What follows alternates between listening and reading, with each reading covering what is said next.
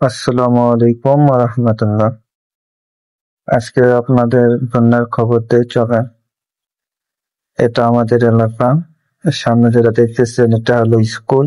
স্কুলের মাঠে পানি উঠে গেছে। আর এই যে এগুলো সামনে এটা নদী।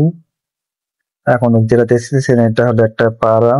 এখানে বহুকিন্তি পানি। সবার মানে আশঙ্কাজনক ভয়াবহর মধ্যে আছে।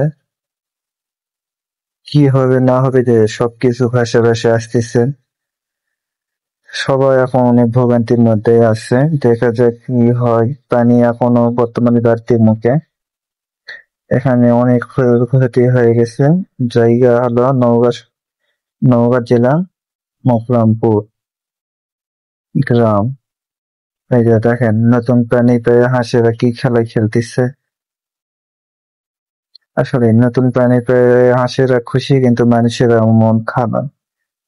কি আর করার, সবই উপরওয়ালার ইচ্ছা। যাই হোক, পানি এখনো বাড়বে না কমবে কিছু বলা যাচ্ছে না। পরবর্তীতে